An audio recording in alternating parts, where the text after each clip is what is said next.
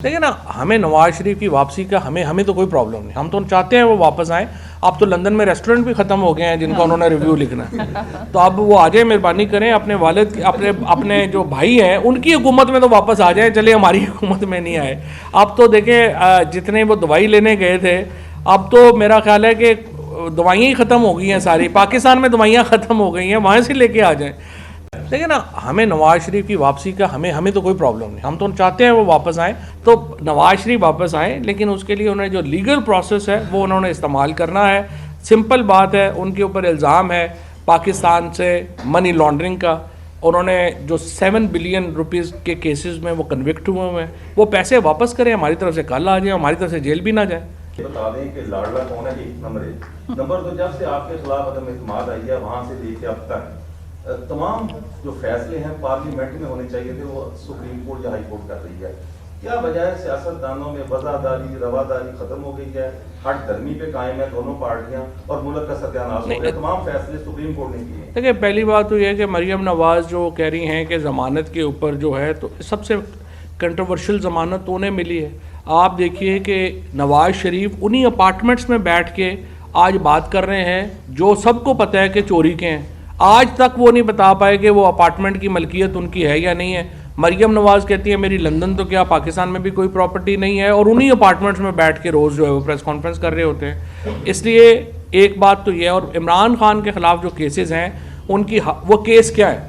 वो केस ये हैं कि आप अदालत में पेश हो रहे थे, आपके साथ लोग आए, उससे अदालत का बाहर के दरवाजे को नुकसान पहुंचा, एंटी टेररिज्म के केस कर दो। एक दिन में इमरान खान के ऊपर इस्लामाबाद में एक दिन में 15 केसेस किए गए हैं, तो अदालतें ज़मानत ना दें तो और क्या करें। इसके साथ आप देखिए, मैं और शाह महमूद कुरैशी साहब जो हैं वो ज़मान पाक के बाद प्रेस कॉन्फ्रेंस कर रहे थे, हम पे पर्चा हो गया कि जी आप देखें, आप कर रहे थे प्रेस कॉन्फ्रेंस, मीडिया के कैमरे लगे हुए थे, उनकी वजह से ट्रैफिक ब्लॉक होगी, पर्चा हम पे हो गया। अब आप देखिए, अगर इस तरह के मज़ाका खेज पर्चे करेंगे तो ज़मानत नहीं होगी तो क्या होगी। तीसरी बात जो है, आप दोनों पार्टीज़ को तो इकट्ठा ना करें। हमने तो अभी आपके सामने दोबारा कहा है, APC को हमने कहा है कि महज़ब देखें, हम हो या हुकूमत हो, आइन से मावरा सोल्यूशन हम नहीं कर सकते। पॉलिटिकल पार्टीज़ के पास, जैसे अभी पार्लियामेंट ने रेजोल्यूशन पास कर दी कि जी वो आप इलेक्शन जो है वो डिले कर दें, तो फिर आर्टिकल 224 अमेंड कर दें पार्लियामेंट। तरीकाकार मौजूद है ना, आप आइन से बाहर तो नहीं जा सकते।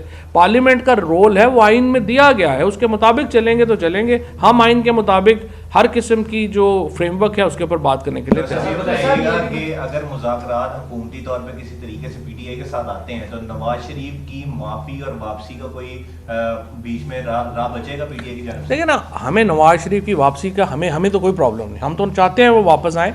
अब तो लंदन में रेस्टोरेंट भी ख़त्म हो गए हैं जिनका उन्होंने रिव्यू लिखना है, तो अब वो आ जाए, मेहरबानी करें, अपने वालिद अपने जो भाई हैं उनकी हुकूमत में तो वापस आ जाए, चले हमारी हुकूमत में नहीं आए। अब तो देखें, जितने वो दवाई लेने गए थे, अब तो मेरा ख्याल है कि दवाइयाँ ही ख़त्म हो गई हैं सारी। पाकिस्तान में दवाइयाँ ख़त्म हो गई हैं, वहाँ से लेके आ जाएँ।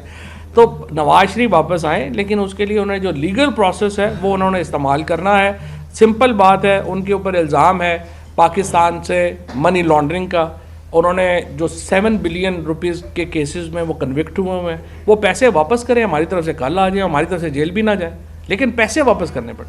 अच्छा, तो सब ये भी बताइएगा कि आज की जो आपने किया हुआ है, जरा पहले आज की जो कोर कमेटी की मीटिंग है, इसमें जो सुप्रीम कोर्ट का तरमीमी बिल जो इस वक्त प्रेसिडेंट के पास पहुंच चुका है, उसके हवाले से भी कोई बातचीत हुई है, या सदर को कोई तजवीज़ दी जाएगी पार्टी की जानिब से कि उसको रोका जाए, या उस पर कोई सुप्रीम जुडिशल रेफरेंस जो है वो भेजा जाए, इस हवाले से कोई तजवीज़? देखिए, ये तो सदर साहब का ज़ाहिर है अपना एक प्रेरोगेटिव है जो उन्होंने इस्तेमाल करना है। हम तो सदर साहब को कोई मशवरा इस सिलसिले में नहीं दे सकते। अलबत्ता हमारी पार्टी का मौक़िफ़ यही है कि ये बिल इस वक्त जो लाया गया है वो चीफ़ जस्टिस की पावर्स को कम करने के लिए, सुप्रीम कोर्ट को अमलन एक उज़्व मुअत्तल बनाने के लिए लाया गया है, और इसकी आइन में गुंजाइश नहीं है। आर्टिकल 55 के मुताबिक सुप्रीम कोर्ट फेडरल लिस्ट में शामिल ही नहीं है, तो उसके ऊपर लेजिस्लेट जो है वो फेडरल गवर्नमेंट या पार्लियामेंट जो है वो कैसे कर सकती है।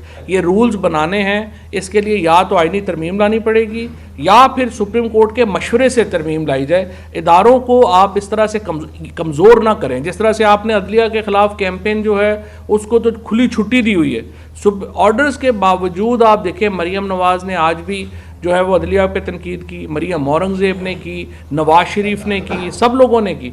ये अदलिया के इदारे को तो फॉर ग्रांटेड ले लिया गया है, तो ये ना करें। बाकी जो है वो जैसे आइन के मुताबिक है उसके मुताबिक वो सदर फैसला करें।